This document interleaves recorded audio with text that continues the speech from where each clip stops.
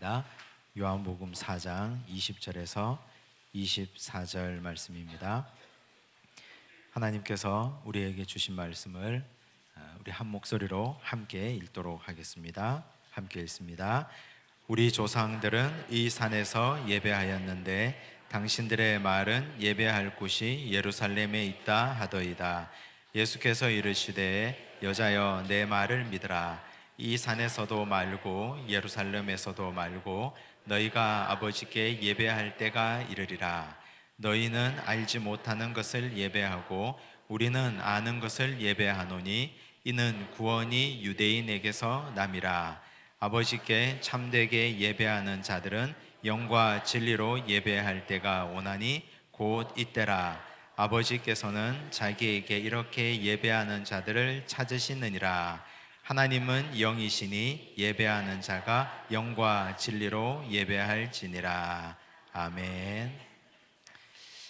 오늘은 우리 예배학교 15번째 시간입니다.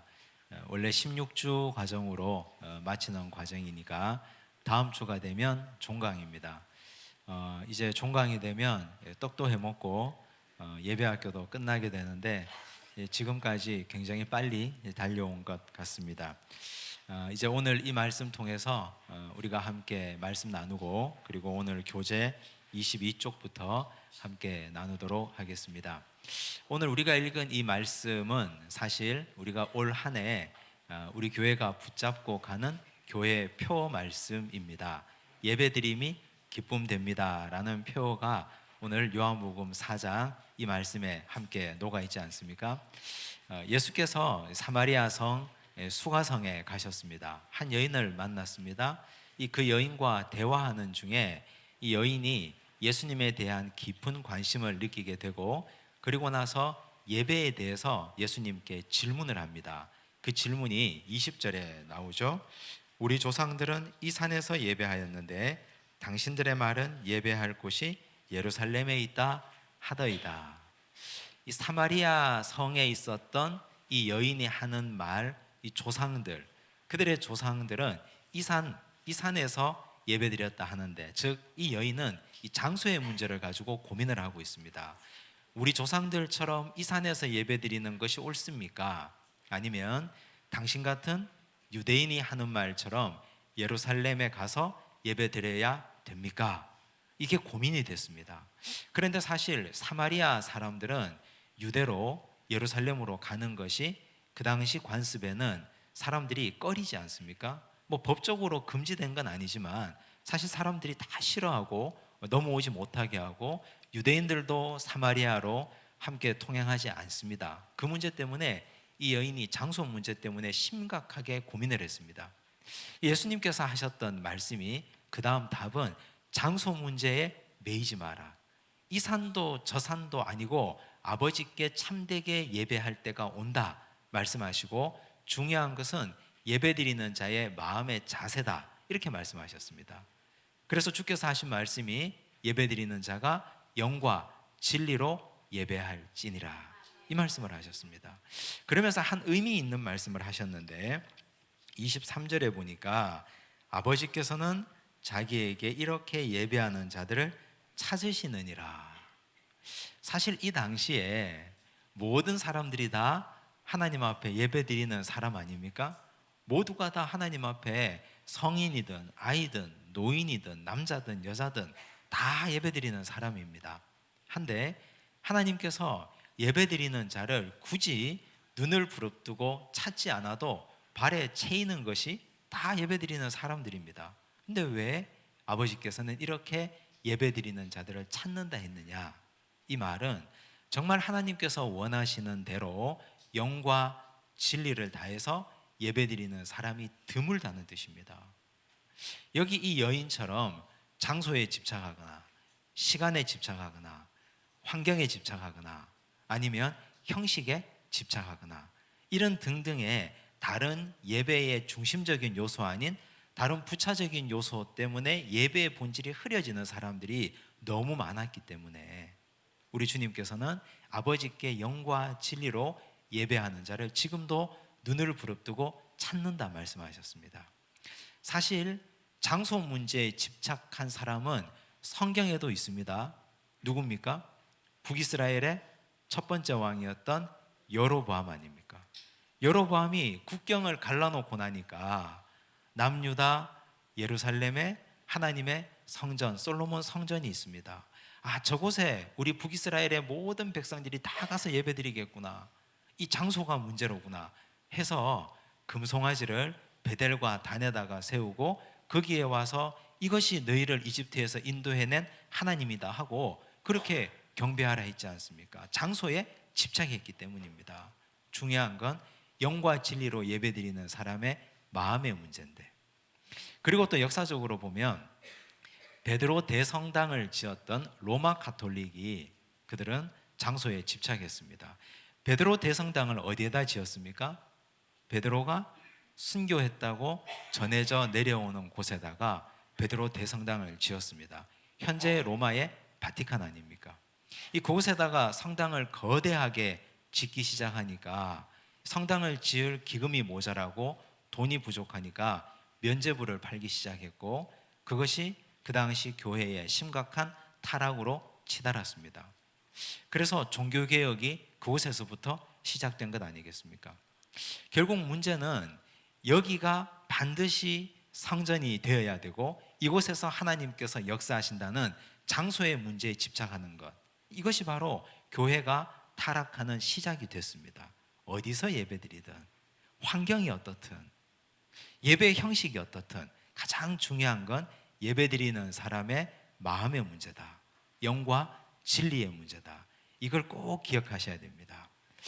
로마 가톨릭 이야기를 오늘 우리가 함께 하고 시작해야 되는데, 로마 가톨릭은 이 마태복음 16장을 근거로 해서 교회론이 우리 개신교하고 거기서 갈라지게 됩니다. 베드로가 신앙 고백을 하지 않습니까? 예수님께 너희는 나를 누구라 하느냐 했을 때 주께 신앙 고백하지 않습니까? 주는 그리스도시요 살아계신 하나님의 아들이십니다 하니까 우리 예수님께서 그토록 기뻐한 적이 없었습니다.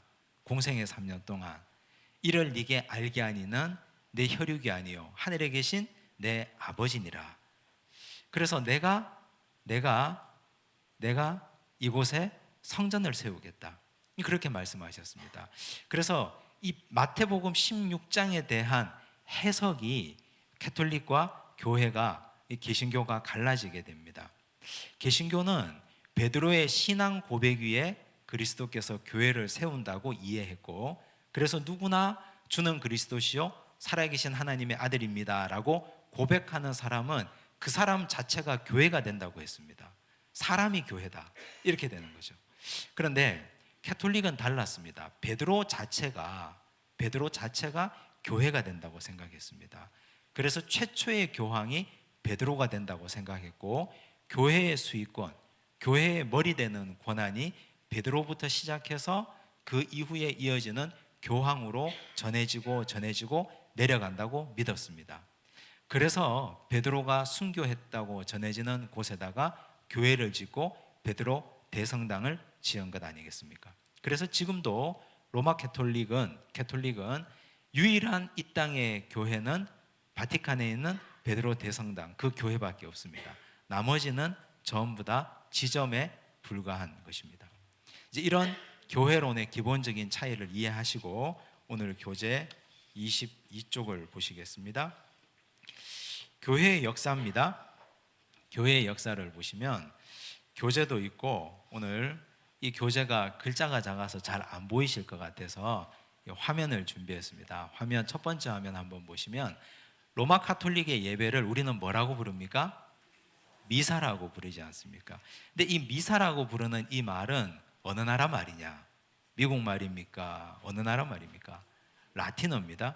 이 라틴어가 어디에서부터 왔느냐? 여기 보시면 이테 미사 에스트라는 문장입니다. 원래는 이 문장은 법정 용어입니다. 재판이 끝났습니다, 이제 다 집으로 돌아가십시오 하는 판사의 외침, 법정 용어입니다. 이걸 교회에서 가지고 왔습니다. 이테라는 말은 이제 가십시오라는 뜻입니다. 가십시오. 미사 에스트, 모임이 끝났습니다. 미사가 끝났습니다.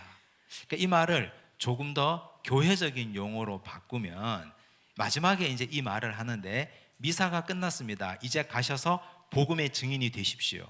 이제 돌아가셔서 복음의 삶을 사십시오 하는 문장입니다. 이 문장을 로마 캐톨릭에서는 노래로 만들어 불렀습니다. 이 말이 다 앞뒤 다 잘라지고 중간에 미사라는 말만 라틴어에서 가지고 와서 우리가 지금 부르는 미사가 된 겁니다. 자, 여기 라틴어가 나왔기 때문에 로마 카톨릭 교회에서는 예배를 처음부터 끝까지 라틴어로 드렸습니다. 언제까지요? 몇 년도까지? 1965년까지 모든 로마 카톨릭 교회는 라틴어로 예배를 드렸습니다. 1965년까지 라틴어로 예배 드렸다는 것은 라틴어를 모르는 사람들은 예배 시간에 그럼 어떻게 하고 있어야 됩니까? 예배 시간에 다 자고 있는 거예요. 전부 다. 노래도 라틴어로 부르고 성경도 라틴어로 읽고 신부가 설교도 라틴어로 하고 기도도 라틴어로 읽어버리고 하니까 무식한 농민들은 앉아있으면 자국어로 설교도 들을 수 없고 성경도 읽을 수 없고 아무것도 할 수 없으니까 그냥 와서 푹 자다가 집에 돌아가는 거예요. 그런 일이 계속해서 일어났습니다. 언제까지요? 1965년까지. 그 다음 화면 보여주시면 로마 카톨릭에 대해서 아주 획기적인 변화가 캐톨릭에서 일어난 것이 제2차 바티칸 공의회입니다. 우리가 이걸 왜 알아야 되느냐? 알아야 됩니다. 우리 바로 길 건너편에 여기 이웃이 성당이 있고 또 지금 교회는 교세가 자꾸만 까먹고 있는데 캐톨릭은 자꾸 부흥한다 하잖아요. 캐톨릭이 왜 이렇게 부흥할까 하는 것도 우리는 알고 있어야 됩니다. 제2차 바티칸 공의회 할 때 이 공의회는 교회 역사적으로 21번째 공의회입니다. 첫 번째 공의회가 성경에 있습니다. 어디에 나오느냐? 사도행전에 나옵니다. 예루살렘 공의회. 들어보셨습니까? 예루살렘 공의회. 왜 모였습니까? 바울과 바나바가 1차 전도여행을 하고 왔습니다. 왔더니 교회가 난리가 났습니다. 왜 난리가 났습니까? 바울이 할례받지 않은 이방인들에게도 복음을 전해버렸거든요. 너희도 구원받고 하나님의 백성이 될 수 있다. 구원을 선포해버렸거든요. 이렇게 해도 되냐? 구원은 할례로부터 나오는 것 아니냐? 우리가 다 아브라함의 자손인데 아브라함의 자손이 아닌 그들이 어떻게 할례 전에 구원을 받을 수 있느냐? 이것 때문에 논쟁이 붙었습니다. 그 논쟁이 붙어서 그러면 우리가 모여서 이 문제를 해결하자 해서 모인 것이 예루살렘 공의회입니다. 예루살렘 공의회 때 아주 활동을 많이 하신 지대한 역할을 하신 분이 누굽니까? 베드로 그리고 야고보입니다. 이때 야고보는 예수님의 형제 야고보입니다. 그분들이 정리를 해줬죠. 그분들이 정리를 해서 여러 가지 내용들을 판결해서 보낸 내용이 성경의 사도행전에 기록되어 있습니다. 그때를 1차 공의회로 해서 중요한 일이 있을 때마다 교회는 계속 공의회로 모였습니다. 교회 지도자들이. 그래서 1962년부터 시작해서 1965년까지 총 몇 년입니까? 4년. 4년 동안 회의가 계속됐어요. 추기경, 주교단, 교리를 연구하는 분들, 이런 분들이 캐톨릭의 지도자들이 모여서 바티칸에 모여서 공의회를 한 겁니다. 이것이 2000년 교회 역사의 21번째 공의회입니다.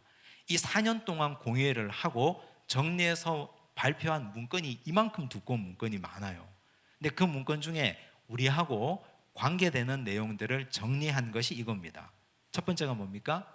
한국 가톨릭 교회의 조상 제사를 공식적으로 허용한다. 그래서 그때부터 우리 한국 교회 가톨릭 교회에서는 조상 제사가 공식적으로 허용이 됐습니다. 두 번째는 예배 시에 라틴어 사용을 금지한다. 모국어로 자국어로 예배를 드려라. 이때부터 이제 들릴 수 있게 된 거예요. 공식적으로 예배를. 세 번째가 뭡니까? 평신도의 역할이 증대된다.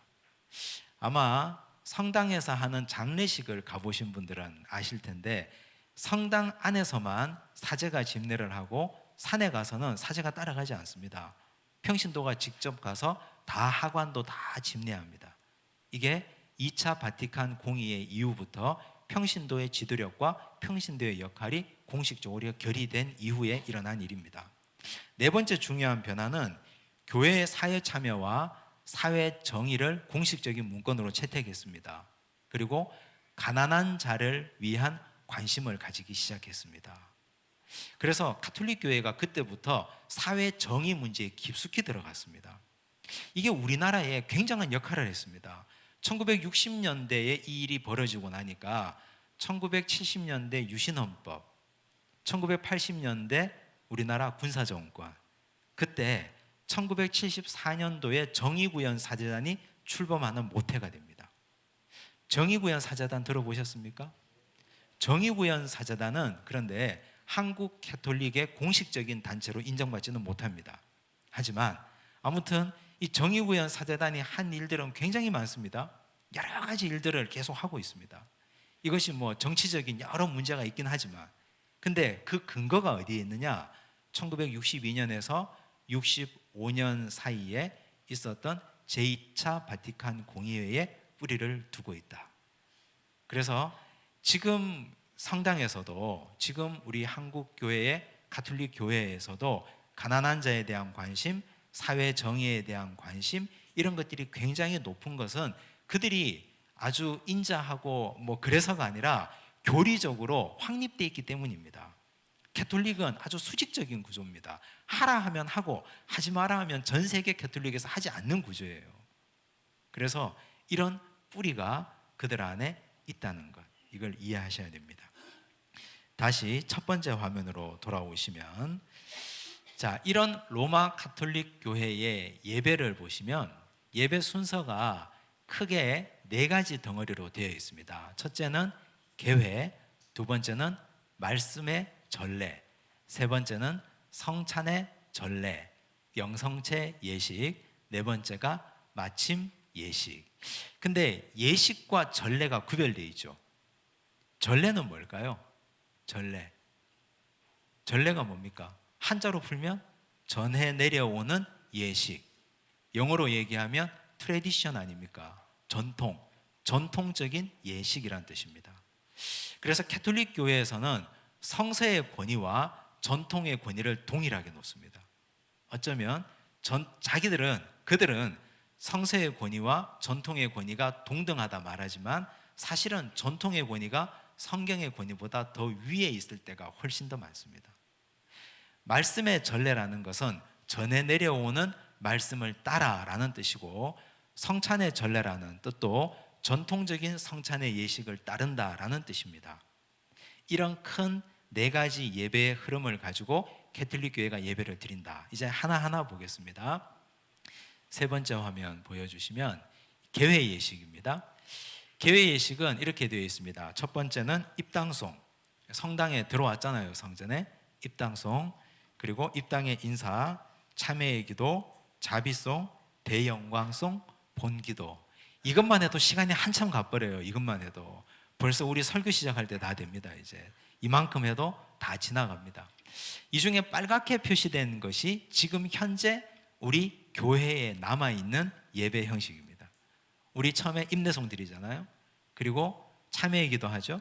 그리고 본기도, 우리 대표 기도자들이 나오셔서 기도 인도하잖아요.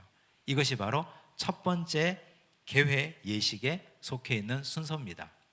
두 번째, 말씀의 전례. 말씀의 전례를 보면 뭐 읽는 게 많아요. 읽는 거, 뭘 읽냐? 첫 번째, 제1독서. 독서라고 하는 건 성경을 읽는 건데 구약의 말씀을 읽습니다. 오늘 설교할 본문이 아닌데 그냥 구약의 말씀을 읽습니다. 정해져 있어요. 예를 들어 1월 셋째 주일은 어떤 말씀을 읽어라, 3월 몇째 주일은 어떤 말씀을 읽어라, 구약의 말씀을 읽습니다. 그리고 나서 그 말씀이 끝나고 나면 화답송을 합니다. 화답송은 어디에서 부르느냐? 계단 위에서 부릅니다. 층계송이라고 합니다. 그래서 이 층계송이 끝나고 나면 두 번째 독서를 하는데 사도들의 말씀은 서신서가 되겠죠. 서신서 중에 또 한 부분을 읽습니다. 한 절 두 절 읽고 끝나는 게 아니고 어떨 때는 한 장 두 장 넘어가서 계속 읽기도 합니다. 그리고 이게 끝나고 나면 복음 환호성, 다 회중들이 환호를 합니다. 세 번째 말씀이 복음 말씀입니다. 이 말씀은 그리스도의 행정 말씀, 복음서의 말씀을 읽는 거죠. 그러면 정리하면 구약 하나, 서신서 하나, 복음서 중에 하나, 성경 구절을 여기 저기 이렇게 세 군데 말씀을 읽습니다. 그게 끝나고 나면 강론을 하죠. 이게 설교죠, 설교. 근데 설교 본문은 이 구약이나 서신서나 그리고 복음서 중에 하나를 택하기도 하고 아니면 이것과 상관없는 말씀을 또 하기도 합니다. 그래서 설교를 하고 그리고 나서는 신앙 고백을 합니다. 이 신앙 고백이 끝나고 나면 보편지향 기도라는 걸 드리는데, 보편지향 기도는 이 말에서 의미하다시피 개인적인 기도가 아니라 공동체 고백입니다. 개인의 바람을 기도하면 안 되고 개인의 색깔을 그 기도에 나타내면 안 되고 우리 함께 모인 모든 무리들의 공동체적 고백을 드리는 것입니다. 이렇게 말씀의 전례가 나타나고 이제 그 다음 성찬의 전례로 갑니다. 성찬의 전례를 보시면 성찬의 전례는 당연히 영성체 예식을 포함하겠죠. 성찬을 받아 먹는 겁니다. 봉헌기도 및 예물준비기도, 그리고 그 다음이 서찬과 감사찬과 감사기도, 영광송, 주님의 기도, 세상과 교회, 성도의 평화를 위한 기도, 평화의 찬가, 영성체 노래, 그리고 영성체를 받습니다. 영성체를 받고 나서 마친 후에 기도합니다. 복잡하죠? 복잡하게 이런 순서가 있습니다. 이미 1시간 반이 지났을 겁니다. 아마 시간이 이만큼 흘러가고. 그런데 성찬을 할 때 나중에 성찬에 대해서 따로 말씀을 드리겠지만 캐톨릭에서, 로마 캐톨릭에서의 성찬은 포도주는 사제 혼자 먹습니다. 사제가 주지 않습니다. 여기에 대해서는 여러 가지 설이 있는데 가장 유력한 설은 처음에는 성만찬을 다 함께 나누었는데 캐톨릭에서의 이 성만찬의 의미는 화채설이거든요. 될 화자, 몸체자. 즉 성만찬이 사제가 선포하는 순간 예수님의 몸이 되고 예수님의 피가 된다. 화채설이거든요. 그러다 보니까 농부들이 하루 종일 일하다가 평생 동안 일하다가 손에 굳은 살이 박혀 있고 손이 덜덜덜덜 떨려서 이게 예수님의 몸이라 하고 예수님의 피라 하니까 예수님의 잔을 받다가 손이 떨려가지고 잔을 쏟는 거예요. 피를, 포도주를 땅바닥에 떨어지잖아요. 그럼 어떻게 해야 됩니까? 예수님의 피를 그냥 밀대 가지고 와서 닦을 수 없잖아요. 사제가 무릎을 꿇고 핥아 먹어야 됩니다. 예수님의 피니까. 그래서 사제 혼자 드시는 겁니다. 자 보십시오 하고 혼자 드십니다. 그리고 옛날에 이 루터가 쓴 글에 보면 여러 가지 논쟁들이 있는데 떡을 떼서 이렇게 주다가 떡이 가루가 흘렀어요. 근데 저 구석에 있는 쥐가 나와가지고 이걸 랭크 물고 저쪽으로 들어갔어요. 그럼 이 쥐는 어떻게 되는 겁니까? 구원받은 쥐입니까? 구원 못 받은 쥐입니까? 이 쥐는 이거 가지고 서로 싸우고 논쟁하는 거예요. 그러니까 그럼 이렇게 하자. 성당에서 손에 주지 말자. 입을 벌려라. 넣어주마. 입을 벌려서 넣어줍니다. 손에 못 대게 합니다. 아예. 그래서 로마 캐톨릭의 성찬의 특징은 우리처럼 받거나 잔을 들거나 이렇게 못합니다. 우리 가끔 잔을 흘리기도 하고 떡이 흐르기도 하고 하잖아요. 근데 그런 일이 절대 일어나서는 안 되는 예식으로 만들어버렸습니다. 그 다음 네 번째가 마침 예식입니다.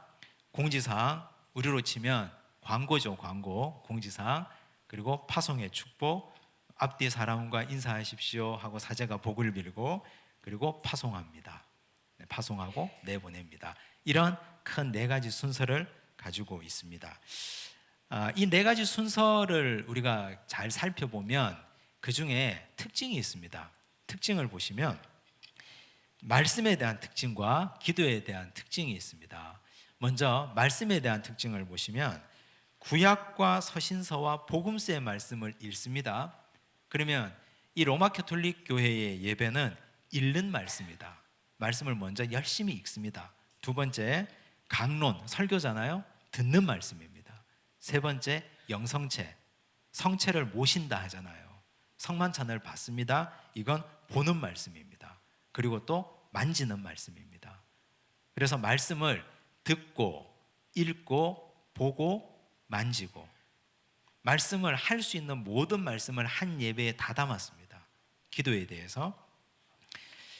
대해서도 살펴보시면 참회의 기도를 드렸잖아요. 참회의 기도는 누가 드리는 겁니까?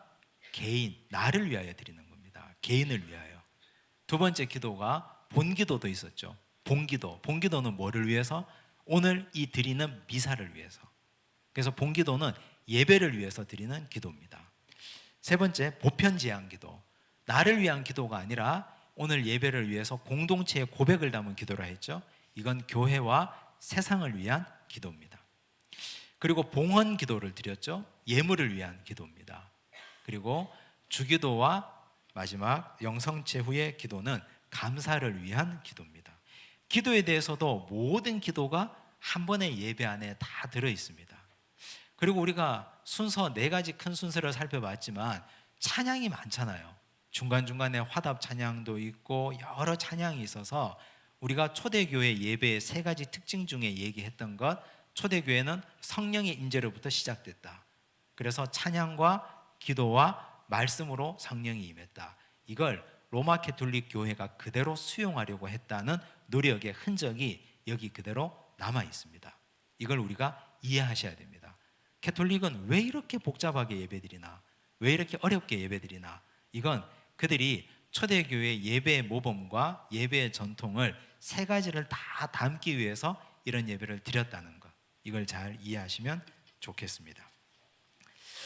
이제 그 다음 넘어가겠습니다. 그 다음 보시면, 그렇다면 종교개혁가들은 어떻게 예배를 드렸느냐? 우리 교재 23쪽을 보시면 종교개혁가들의 예배, 종교개혁가들을 세 분을 적어뒀는데, 첫째는 루터, 두 번째는 찌빙글리, 세 번째는 깔뱅입니다. 이 세 분을, 지금 사진이 이렇게 있는데요, 세 분이 전부 다 인상이 별로 좋지 않아요. 다들 치열하게 싸우신 분들이라서 다 속이 썩어 문드러지신 분들이라 전부 다 인상이 좋지 않습니다. 우리가 이 세 분이 제정한 예배의 모범을 함께 볼 텐데, 이 예배의 모범 속에는 가톨릭 예배의 흔적이 그대로 묻어 있습니다. 왜냐하면 이분들은 다 가톨릭 교회 전통 가운데 세워진 분들이거든요. 그래서 그 흔적을 처음부터 완전히 물을 뺄 수는 없었습니다. 이걸 먼저 기억을 하고 루터의 예배부터 보겠습니다. 교재를 한번 봅시다. 루터의 1526년 독일어 예배 모범. 루터가 종교개혁을 언제 했습니까? 비텐베르크 성문의 95개조 반박문을 1517년에 세웠거든요. 1517년이라서 작년에 2017년에 종교개혁 500주년이었잖아요. 자, 1517년에 루터가 종교개혁의 기치를 들고, 그리고 9년 정도 지나서, 근 10년이 지나서 예배 모범을 제정했습니다. 이 예배 모범의 순서를 보시면, 첫 번째, 임내송. 원래 가톨릭 교회 예배는 크게 네 덩어리고 순서가 무지하게 많은데 한눈에 봐도 순서가 굉장히 많이 줄였죠. 농부들이 예배 드리러 와가지고 한 2시간 실컷 자다가 가는 이런 일을 막기 위해서 순서를 대폭 수정하고 대폭 줄였습니다. 이것만 해도 아주 획기적인 예배의 변화입니다. 첫 번째 임내송은 세 번의 자비송. 자비송이라고 부르는 건 뭘 부르는 거냐? 퀴리에 송이라 해서 퀴리에 엘레이존, 주여 나를 불쌍히 여기소서. 들어보셨습니까? 퀴리에 하는 것, 주여 나를 불쌍히 여기소서. 마가복음 10장에 그 내용이 나옵니다. 마가복음 10장에 소경 바디메오가 예수님을 만났습니다. 예수님이 오신다는 소식을 듣고 바디메오가 소리를 지릅니다. 다윗의 자손 예수여 나를 불쌍히 여기소서. 거기서 따온 말입니다. 그래서 그대로부터 가장 짧은 기도문이고 가장 짧은 기도 찬양입니다. 퀴리에 엘레이존, 주여 나를 불쌍히 여기소서. 이걸 3번 반복했습니다. 주여 나를 불쌍히 여기소서. 그리고 나서 그날의 지정 기도문, 그날의 기도문을 사제가 이미 정해 놓습니다. 예배 인도자가 정해 놓아서 그걸 함께 읽습니다.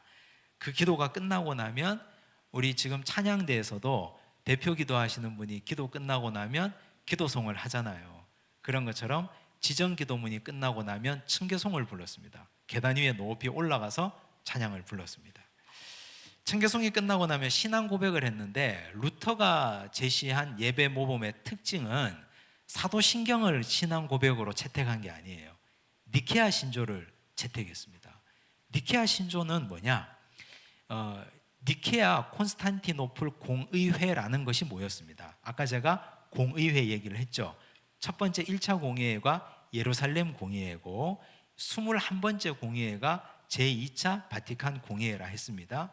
그런데 니케아 공의회는 언제 모였느냐 하면 AD 325년 니케아와 콘스탄티노플에서 모였습니다. 거기에서 함께 모인 교회 지도자들이 하나의 신앙 고백을 채택했습니다. 이 신앙 고백의 핵심은 예수 그리스도예요. 예수 그리스도. 왜 예수 그리스도가 중요하냐면 325년 이전까지는요, 교회가 마구마구 싸웠습니다. 뭐 때문에 싸웠느냐? 예수님이 하나님이시다, 한 부류. 아니다, 예수님은 인간이다, 한 부류. 막 싸웠습니다. 예수님은 인간이 아니고 하나님이시다고 주장만 하는 사람, 이 사람들도 이단입니다. 예수님이 하나님이 아니고 인간이다, 이것만 주장하는 사람들도 이단입니다. 예수님은 참 하나님이시고 동시에 참 인간이시다, 이렇게 주장을 해야 성경적이거든요. 이걸 확립한 회의가 니케아 공의회입니다. AD 325년.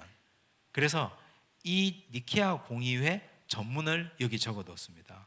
우리가 잘 볼 수 없는 내용인데 이 중에 제가 빨간 글씨로 그어놓은 게 예수님에 대해서 가장 중요한 내용입니다. 먼저 전체를 한번 읽어보겠습니다. 우리는 전능자시오 보이는 것과 보이지 않는 모든 것의 창조주이신 유일하신 하나님 아버지를 믿노라. 하나님에 대해서는 딱 한 줄이에요. 이걸로 끝이에요. 그 다음부터 다 예수님이에요. 제일 마지막 줄 한번 보실래요?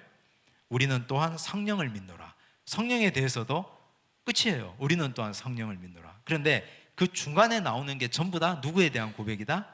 예수에 대한 고백이에요. 그리스도에 대한 고백. 보겠습니다. 우리는 또한 유일하신 주이시며 하나님의 아들이신 예수 그리스도를 믿노니 이는 성부에게서 곧 성부의 본질로부터 태어나신 독생자이시며 하나님에게서 나온 하나님, 빛에서 나온 빛, 참된 하나님에게서 나온 참된 하나님이시고 출생하셨으나 창조되지는 아니하셨으며. 여기서 이게 중요하죠. 출생하셨으나, 누구로부터 출생하신 겁니까? 사람으로부터. 그래서 참 인간이라는 뜻이에요. 그런데 출생하셨으나 어떻게? 창조되지는 않으셨으며 성부와 동일 본질이시다. 성부와 동일 본질이라는 말이 뭡니까? 하나님과 동일하시다. 하나님이시라는 뜻이에요. 이 고백을 니케아 공의회에서 확증한 겁니다. 그리고 이를 통해 하늘에 있는 것이나 땅에 있는 모든 것이 지은 바 되었으니 이는 우리 인간을 위하여 우리의 구원을 위하여 내려오사 육신을 입고 인간이 되셨으며 고난당한 지 사흘 만에 다시 살아나사 하늘에 오르셨고 산자와 죽은 자를 심판하러 오시리라. 이 힘 있는 신앙 고백을 루터는 무척 좋아했습니다. 루터가 이 신앙 고백을 예배에 집어넣어서 니케아 신조로 신앙 고백을 했다는 뜻입니다. 이걸 이해하시면 좋겠습니다. 그리고 나서 신앙 고백을 하고 난 이후에 다시 교재 23쪽 보시면 설교를 하겠죠. 이 당시 설교는 무척 길었답니다. 설교하고 나서 주님 가르쳐 주신 기도를 하고 그리고 성례전을 했습니다. 나중에 칼빈 쪽으로 가면 성례전을 하는 주일과 안 하는 주일이 나뉘어져요. 그런데 루터 당시만 하더라도 매주일 성례전을 했습니다. 왜냐하면 로마 가톨릭이 매주일 성례전을 하거든요. 그래서 루터는 아직까지 로마 가톨릭의 예전의 전통을 그대로 가지고 있는 것이 보인다, 이렇게 이해하시면 되겠습니다. 분병례와 성만찬 분배를 하고 감사와 지정기도를 하고 축도도 아론의 축도를 했습니다. 아론의 축도 들어보셨습니까? 아마 여러분들이 들어보셨을 텐데 민수기 6장 24절에서 26절에 나옵니다. 제가 한번 읽어보겠습니다. 여호와는 내게 복을 주시고 너를 지키시기를 원하며 여호와는 그의 얼굴을 내게 비추사 은혜 베푸시기를 원하며 여호와는 그 얼굴을 내게로 향하여 드사 평강 주시기를 원하노라. 이게 아론의 축도예요. 아론의 축도는 주로 우리 지금 계신 교회에서는 언제 하느냐 하면 송구영신 예배 혹은 뭐 교회 창립주일 때 아주 특별한 교회 행사가 있을 때 아론의 축도도 하고, 그리고 바울이 가르쳐준 고린도후서 13장 13절을 기초로 한 축도도 합니다.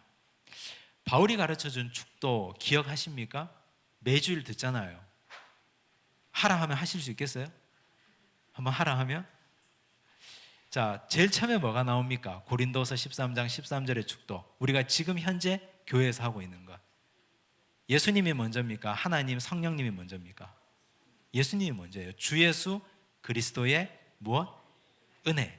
예수 그리스도는 은혜고, 그 다음에 하나님의 사랑하심, 그리고 성령의 교통.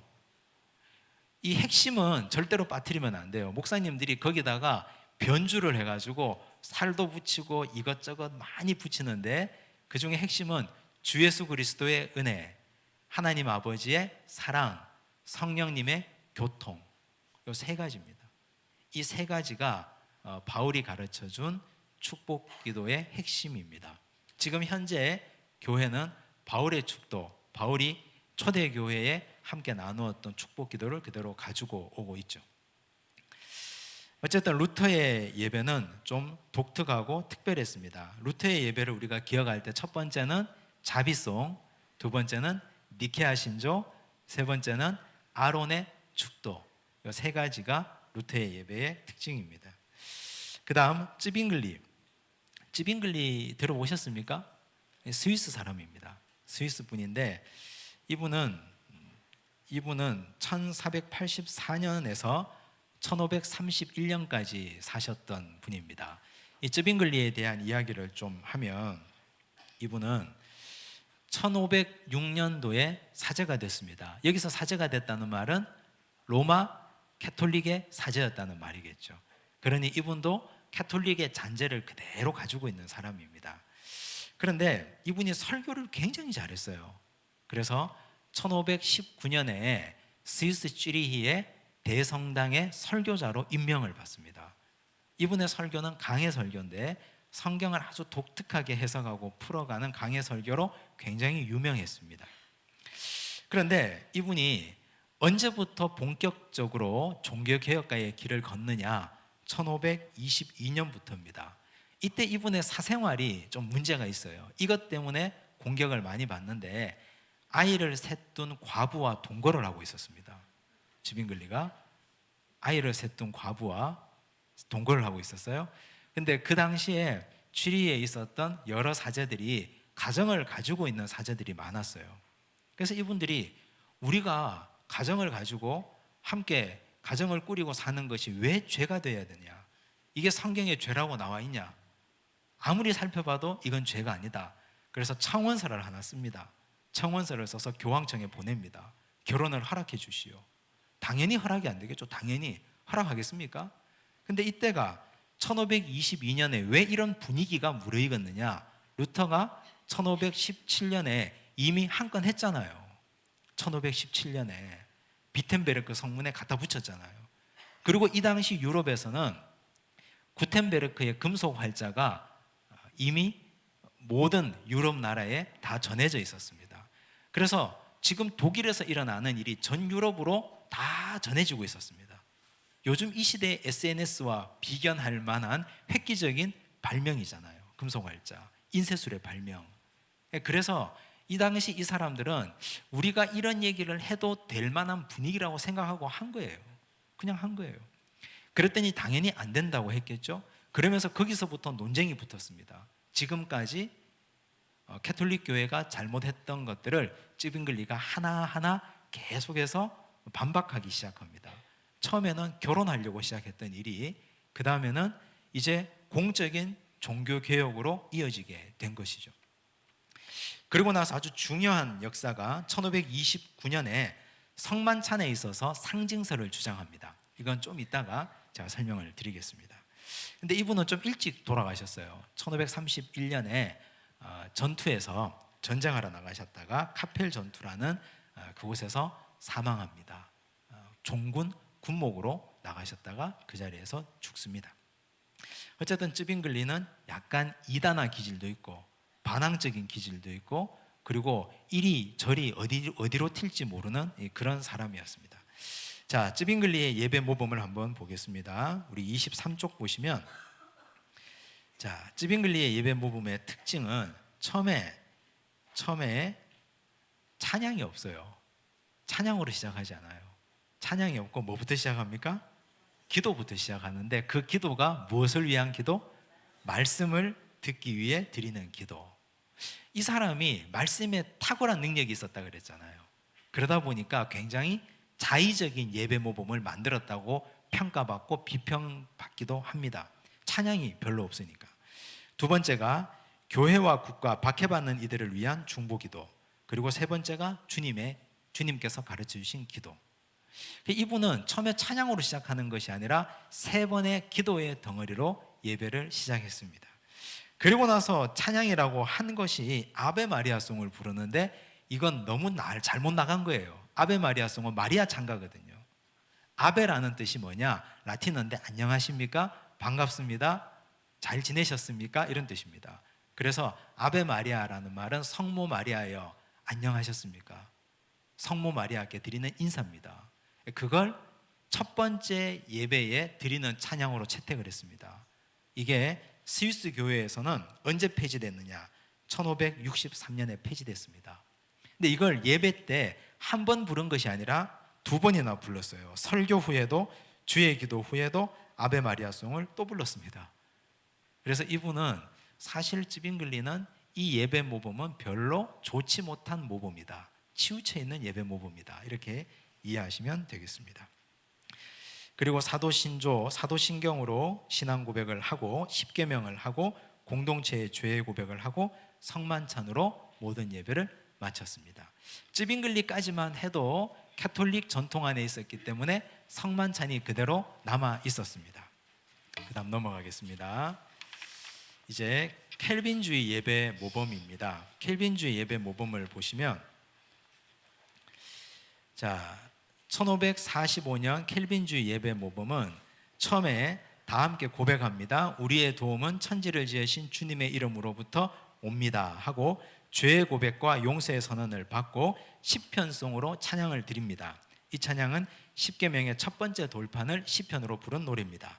그리고 인사말과 기도, 성도들끼리 서로 성도의 교제로 인사를 하고 기도를 드리죠. 그리고 십계명의 두 번째 돌판을 시편의 노래로 또 불렀습니다. 그리고 나서 주의 기도, 설교자의 기도.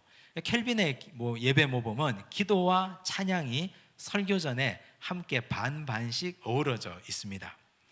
그리고 설교를 듣고 함께 드리는 중보의 기도, 또 주님 기도를 자기들의 언어로 옮겨서 드리는 기도를 드렸습니다. 자기들의 언어로 주님의 기도를 옮겨서 드리는 기도입니다. 그리고 아론의 축복을 받고 성만찬이 있는 경우는 사도 신조의 노래 후에 성만찬 분배를 하고 감사의 기도를 드리고 시므온송을 하고 축도함으로 예배를 마쳤습니다. 이 켈빈의 예배 모범은 오늘 우리 장로교회 모범의 기초가 되었습니다. 이건 사실 오늘 우리가 드리는 예배와 별다른 차이가 없습니다. 그리고 성만찬도 하는 날이 있고 하지 않는 날이 있고 매번 모일 때마다 성만찬을 하지 않았습니다. 이 차이가 있다는 걸 기억해 주시면 좋겠습니다. 자, 그리고 우리 성찬에 대해서 이 네 가지 성찬의 내용들이 있는데 우리 화면 한번 보여주시면 이 네 가지 성만찬에 대한 다양한 견해들이 있습니다. 로마 가톨릭 교회는 화채설입니다. 화채설은 아까 말씀드린 것처럼 성만찬은 우리가 눈으로 볼 때는 떡이고 빵이고 포도주인데, 그런데 하나님의 말씀이 선포되고 사제가 기도하는 순간 이 떡이 바로 예수님의 살이 되고 예수님의 피가 된다고 믿었습니다. 그래서 흘리면 큰일 나는 거예요. 쥐가 그거 먹으면 난리 나는 거예요. 모든 건 다 세례받은 사람이 함께 성체를 모셔야 된다고 믿었습니다. 근데 루터는 이 화채설을 반대했습니다. 루터는 공채설을 주장합니다. 공채설은 뭐냐? 떡과 포도주는 그대로 있다. 그대로 있는데 우리가 성만찬을 위해서 기도하는 순간 이 자리에 이 떡에 예수 그리스도의 몸이 임재하는 것이고 이 피에 예수 그리스도의 피가 함께 임재하는 것이다. 이것도 인정하고 저것도 인정하는 겁니다. 떡과 포도주를 인정하지 않는 것이 아니라 떡과 포도주도 인정하고 예수님의 피와 예수님의 살도 인정하는 것입니다. 그런데 칼빈은 영적 임재설을 얘기했습니다. 영적 임재설. 거기에는 예수님의 살과 예수님의 피는 존재하지 않는다. 다만 영적으로만 임재할 뿐이다. 오늘 우리는 영적 임재설을 따릅니다. 그런데 찌빙글리는 어떻게 믿었느냐? 영적 임재설도 의미 없다. 이건 그냥 하나의 상징일 뿐이다. 이건 하나의 상징이지 이게 무슨 영적 임재가 있고 여기에 무슨 예수님의 살과 예수님의 피가 존재하느냐? 찌빙글리는 너무 나갔습니다. 그래서 스펙트럼이 화채설부터 시작해서 상징설까지 이 네 가지 스펙트럼이 있고 오늘 우리 한국교회의 개혁교회의 전통은 영적 임재설을 믿습니다. 그래서 영적으로 그 순간 그 자리에 우리가 성만찬을 받는 그 순간 그 현장에 그리스도의 영과 그리스도의 은혜가 임하는 것이다. 이렇게 믿었습니다. 이 네 가지를 기억해 주시면 좋겠습니다. 이제 오늘 우리가 로마 가톨릭 교회의 예배와 종교개혁자들의 예배 모범 세 가지를 함께 살펴봤는데 이걸 외우거나 이걸 공부를 하시거나 시험 공부하듯이 다시 살펴보시거나 하실 이유는 하나도 없습니다. 중요한 것은 서두에 제가 말씀드린 것처럼 예배는 장소 문제가 아니다. 예배는 형식의 문제가 아니다. 예배는 예배드리는 사람이 영과 진리로 드리느냐 드리지 않느냐 하는 문제다. 이걸 잘 기억하시면 되겠습니다.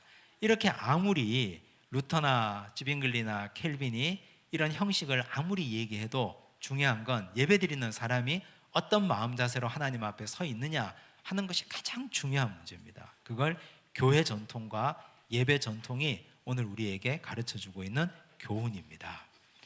기도하겠습니다. 하나님 아버지 감사합니다. 오늘 함께 나눈 말씀을 통해서 사마리아 수가성의 여인처럼 이 산에서 예배드려야 될지 저 산으로 가야 할지 예루살렘으로 가야 할지 고민이 많이 되었습니다. 그러나 주께서 우리에게 말씀하시기를 예배드리는 자는 영과 진리로 예배드리라 하셨습니다. 아버지께서는 이렇게 예배하는 자들을 지금도 찾고 계신다 하셨습니다. 예배 전통 가운데 많은 분들이 이렇게도 드리고 저렇게도 드려보았지만 그러나 중요한 건 예배드리는 사람의 마음의 중심이었습니다. 하나님 오늘 우리가 어떤 마음 중심으로 하나님께 나아옵니까? 우리의 심령을 살피게 하여 주시옵소서. 우리 심령이 하나님의 영으로 충만하게 서 있게 하여 주시고 우리가 진리 가운데 굳게 서서 하나님께서 원하시는 온전한 진리에 굳게 선 예배자로 살게 하여 주시옵소서. 모든 말씀 예수님 이름으로 기도드리옵나이다. 아멘.